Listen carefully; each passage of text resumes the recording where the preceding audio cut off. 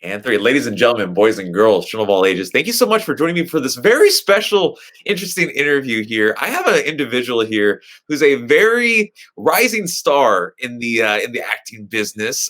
You may have seen him over in a few Hulu series here and there, but I do want to point out one of the things that he's been posting on his Instagram recently. Episode one just dropped of his new series called Tushy and Jones. I'm hoping I'm saying that correctly. Bobby guy shouted me out on a diss track. I'm sorry, Smooth Bobby? Do you know him? Oh, yeah. You're fucked. Which is an amazing series as well. But I do want to point out that some of the things that this man has been a part of, holy crap! Like that's all I can say about this, about some of the stuff that he's been in. He's been in this one film called Pledge. Bring it on!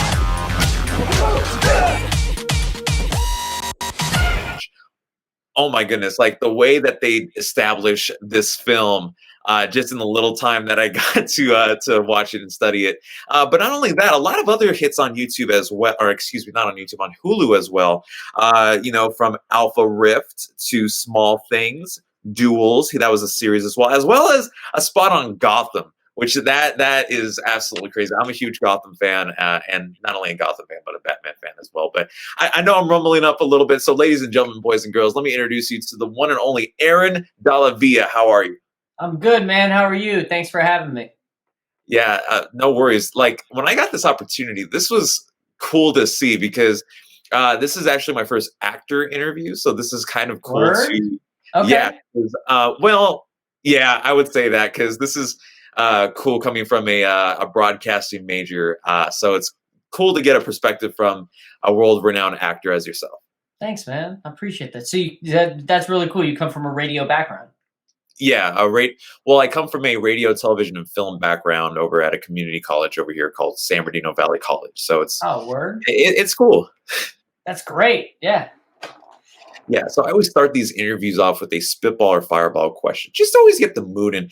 So one of the things that I was interested in when I was doing my research towards you was the fact that you've been a part of all these great films that are, of course, on Hulu, and of course you've had spots on television here and there.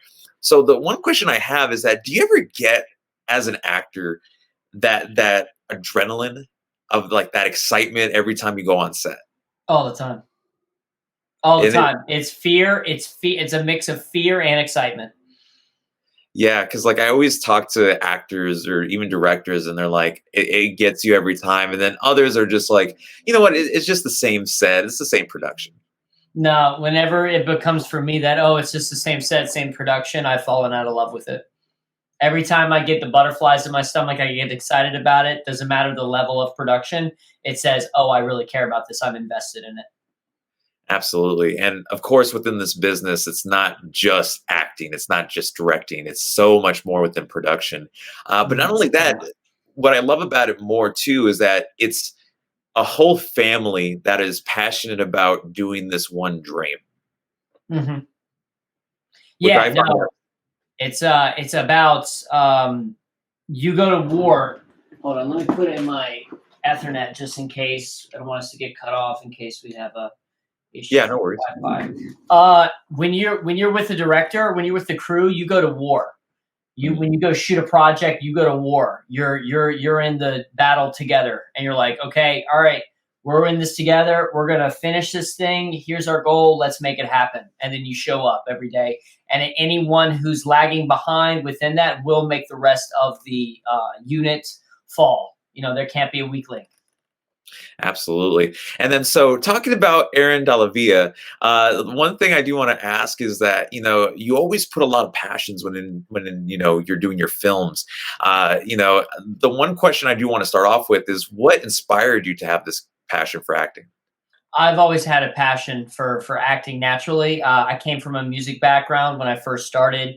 I got into the jazz band playing the tenor saxophone in middle and high school. And I got into dance. I was a professional ballet dancer. Like I danced with companies and stuff.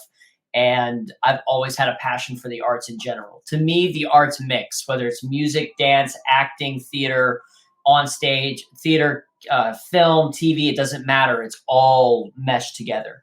I see art as art. Yeah, there's a lot of things that you could identify as art, but when you kind of can mix all your passions into one art, that's something that's absolutely you could It's not go it, you can go anywhere with it because as we've seen in COVID, a lot of the jobs left, and you are able to fall back on a specific side of your talent, but still move forward in your career. yeah. And one thing that I do want to mention as well before we started going on the air, you had mentioned that you had gotten more opportunities during COVID than you did Yeah, pre-COVID. So yeah. has COVID taught you anything in terms of opportunities? COVID has taught me the value of my relationships. The value of my relationships. Those people I've recently signed with an agency and across the board with an agency, and they have kept me busy in COVID the entire time. Like Right. literally the entire time. No, no hate on your ring light, man. Your ring light's just fine, dude. It doesn't matter. Yeah, No no, one no, cares. you're good. No You're one good. cares. So that's true. No one cares. Right. But no, I signed with this agency, and they've been there for me the entire COVID session. I've been busy nonstop when it comes to, which I'm so grateful for, when it comes to not just projects I'm auditioning for, but a few bookings and things I have coming up, and projects I have already shot before COVID. So Mhm. yeah, which we by the nick of our skin of our teeth, we were able to shoot it before the lockdown happened. So Yeah, I feel like a lot of things have canceled, when it comes to production, when it comes to just everyday life, when all this had just tons, popped up in March. tons. Yeah. So, speaking about, you were, of course, we're referring to your musical background and, of course, the passion of just going out there and pursuing the acting career. Do you have any inspirations to, having that passion, like family members, relationships or any of that type of deal? Who inspires me to keep moving forward Hmm. with my family and stuff? Um, I used to say that I was doing it for my mother. I used to say like, "Oh, I'm doing this for you.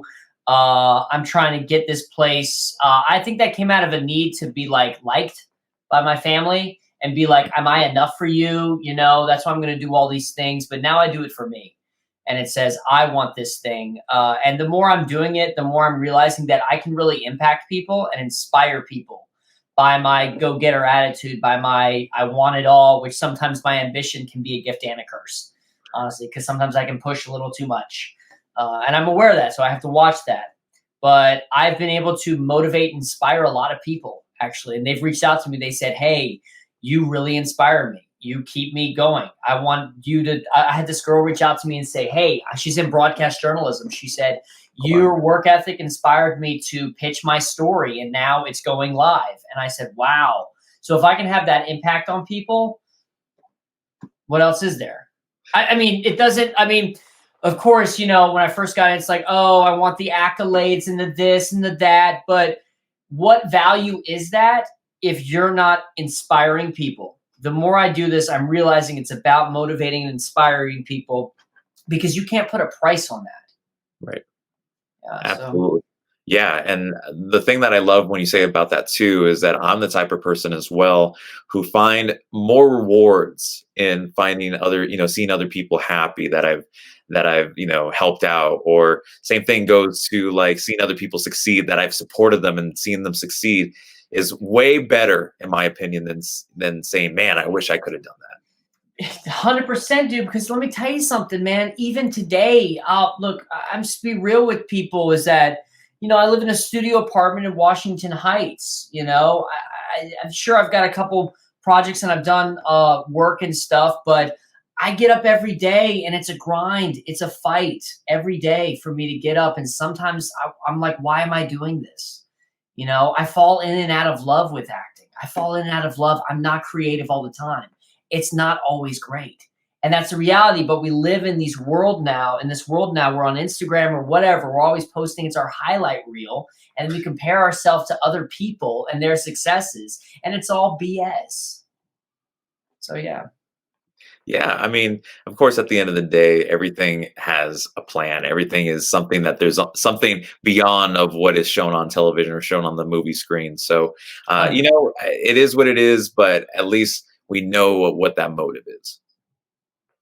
Yeah, it's we know that the motive we want to do, we know what we want to do. Hopefully, I know what I want to do. I want to make an impact. I want to make an impact through my work, and that is my pursuit. And that's an awesome pursuit, my friend. Another thing that I was interested in as well, it's so great kind of going through the accolades that you already had in your young career as well.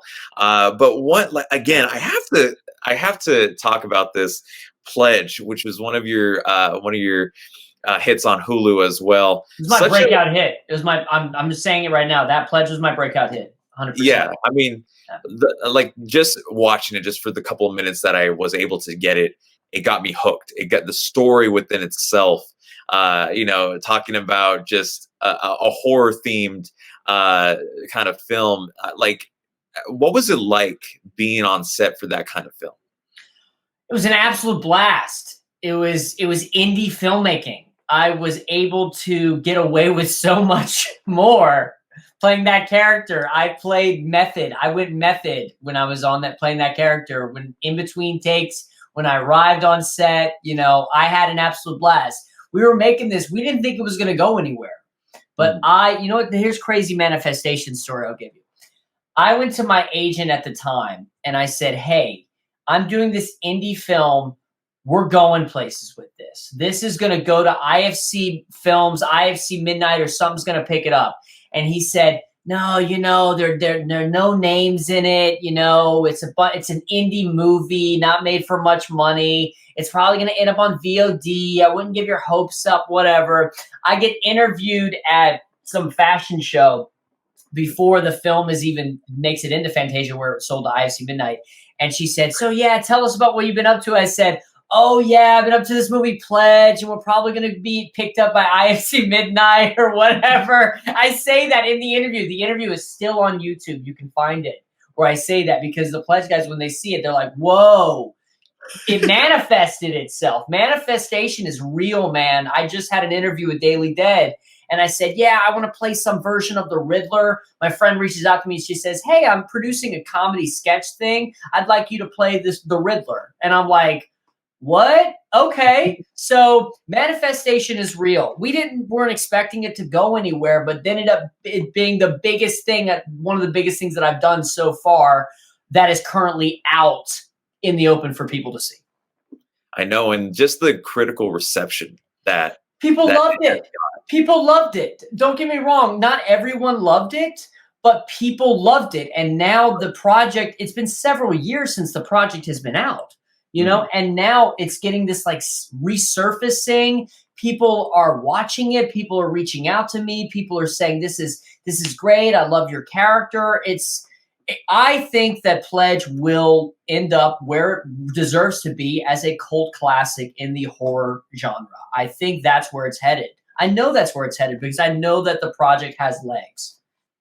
Absolutely. And speaking about the horror genre, was this the first time that it was ever pitched to you in the horror genre that you were like, okay, I'm about to kill it. This is a project that I'm passionate about, and I'm ready to go I, into I full. s- I saw the character. I saw the character. Okay, I self-submitted for this.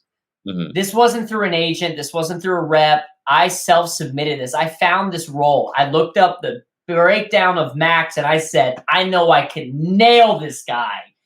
I self-submitted for this. The guys told me I was their first audition they ever auditioned. It was Mhm. me. I walked into an apartment. It was Daniel Robbins and Zachary Weiner right there to audition the door scene, and the monologue scene when the guys are there and I'm telling them about the Cryptea. Yeah. I audition it, and then I'm doing some improv. I'm throwing water in Zachary Weiner's face. Like, they have my audition on camera, and it's going to be shown in my documentary, which is one of my projects coming up. Mm. And literally, they told me the moment I walked out of that room, they were like, "He's got it." They didn't see any other people for the role of Max. I was their Mm. first audition, and they cast me right off my audition. They were like, when I walked away, they said, "We're not seeing any other Max. He's the one." Because I just knew, regardless of the genre, if it was horror, sci-fi, or whatever, the role, I knew that I was spot on for the role. I knew You that I know, could bring it. we- Some roles are just like, you're just meant for them, Yeah. Okay, there are roles I'll go out, I'll try to give my best acting I can. I'll try to give the 110% to the role, but sometimes I'm just not the role. Then Mhm. the guy who is the role walks into the room and it's like, "Oh, well, yeah, you can do the best you can as an actor and stuff." That's why when people say you have to be able to handle the rejection, of course, because it's not about you. Right. You bring your work to the table and say, this is what I do. I act. Like Bryan Cranston says, I act. You show up, you do your job, you walk away. And the result is out of your control. So it shouldn't Right. even bother you. But most people quit because they think it involves them or it's because of them. It's not. So Yeah, I mean, the way that you put your, like I mentioned before, your passion into this one role is truly eye-opening. And of course, it's always just awesome to meet other individuals who put everything that they have, 110% into a role. And just you playing the role of the antagonist, holy crap. You know what I mean? I had to bleep myself out there. Holy crap, that's absolutely just a phenomenal thing to have. well, I've always wanted to play that kind of role. I always wanted to play a young or old Patrick Bateman, American Psycho. Christian Bale is one of my favorite actors. That's one of my favorite performances by him. I've always wanted to take that on. Mhm. And when I do that, thinking in mind Patrick Bateman, then I get a review that says a sort of like a young Patrick Bateman, American Psycho. I'm like, destiny fulfilled, man. Yeah, and the Yeah. destiny is going to be fulfilled from now until, further into your career too, so I wish you nothing but the best upon that. Thank you, man. Because, regardless of if these projects go anywhere, I know that when I get a job, I'm going to put in 110%. I put 110% into the audition. I put 110% into everything I do. And I'm going to put in 110% into the role. So, regardless of where the project goes or not, I can walk away at the end of the day and say, I did my job. Of And course. that's it. Yeah, and, before we go, I do have a couple more questions. The first one is, you mentioned about earlier how COVID gave you this opportunity to be a part of all these huge films. But there's a lot of actors out there that, because of COVID, that really cut down of all their productions and there's not really opportunity out there. So, do you have any advice for those actors that are still out there looking for productions to be a part of, even during a time of COVID? um, I think Bill Murray was the one that said, if you don't have anything going on, if the phone's not ringing, which means if you're not getting these days, the phone doesn't really ring it for jobs. It's email. If Mhm. that's not happening, pick up a camera. Pick up a camera and shoot something with your friends. Look, I understand that it's a really tough time for a lot of people. It's been a tough time for all of us this time with productions and stuff. But no, productions are coming back. Things are shooting again.